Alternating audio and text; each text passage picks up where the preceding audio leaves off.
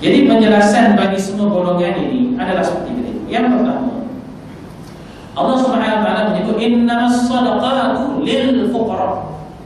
Yang pertama untuk orang-orang fakir, orang kafir, orang fakir, yaitu orang yang tiada harta yang boleh mencukupkan keperluan dirinya, keperluan makan, minum, pakaian dan tempat tinggal, seperti seseorang yang memerlukan 10 ringgit sehari misalnya, tetapi dia hanya mampu memperoleh 3 ringgit saja.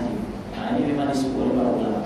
Ya, jadi fakir ini orang yang sangat memerlukan keperluan itu, makanan, minum, pakaian, tempat tinggal. Dia ada duit tapi duitnya sikit sangat. Contohnya keperluan itu 10 ringgit dan 3 ringgit, memang tak boleh nampung langsung. Makan pun tak cukup. Ya, tinggal kita cukup. Dan ada juga pendapat ulama yang menyatakan fakir ni adalah mereka yang lebih teruk keadaannya daripada orang miskin. Cuma dalam mazhab Hanafi dan sebagainya dia terbalik. Miskin lebih teruk daripada fakir.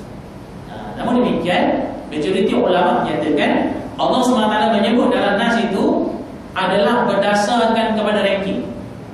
Jadi yang paling berhajat, innamas shadaqat lil fuqara. Itulah yang paling berhajat sekali. Maka fuqara ini orang yang paling teruk sekali kehidupan mereka.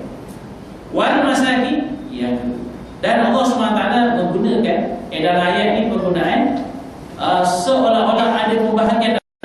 Innamas shadaqat lil fuqara wal masakin wal 'amilina 'alaiha wal mu'allafati qulubuhum wa fir riqab. Bahagian yang pertama menggunakan kata li fuqara wal masakin wal 'amilina 'alaiha wal mu'allafati qulubuhum. Maka ulama dalam nas ini telah membagikannya kepada dua. Satu, bahagian yang pertama dianggap yang terutama dan berbeza maknanya kerana menggunakan perkataan li. Manakala bahagian yang kedua, wa fir riqab, menggunakan perkataan fi. Wa fir riqab wal gharimi wa fi sabilillah wa ibnis sabil. Maka ada dua bahagian, 4 yang pertama dan 4 yang kedua. Ya, kita akan lihat nanti apakah pandangan ulama tentang bahagian tersebut. Yang kedua, orang-orang miskin, iaitu orang yang memiliki sesuatu untuk menampung keperluannya dan cukup untuk sebahagian dirinya, tetapi dia tetap tidak memadai. Yang pertama tadi untuk diri dia pun tak boleh. Bukan untuk anak tadi, untuk diri dia pun tak boleh, apa tak ada untuk anak. Tapi bahagian kedua ni, dia ada untuk diri tapi tak cukup juga. Ya. Seperti seorang yang memerlukan 10 ringgit sehari misalnya, tetapi dia hanya memperolehi 8 ringgit sahaja. Tak cukup. Ya.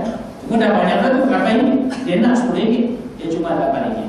Menurut pendapat yang asah, yang asah ini maksudnya yang paling sahih, golongan ini dan golongan yang sebelumnya hendaklah diberikan zakat agar mencukupi untuk sepanjang kehidupan mereka menurut kebiasaan umum mereka.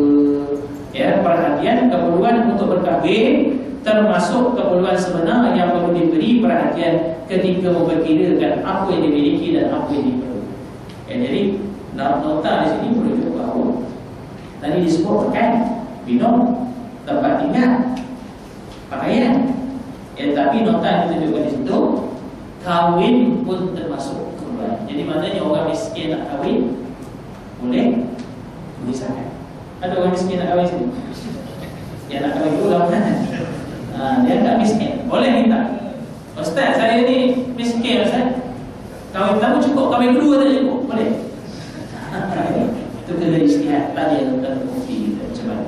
Ya. Jadi para ulama telah mengklasifikasikan fuqara wal masakin.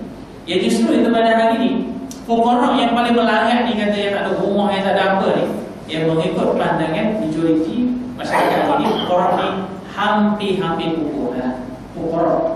Ya, tapi apakah benar? Perlu disiasat. Ya, memang ada yang tahu fuqara ni sukar untuk dicari. Tapi yang banyak sekali ialah miskin.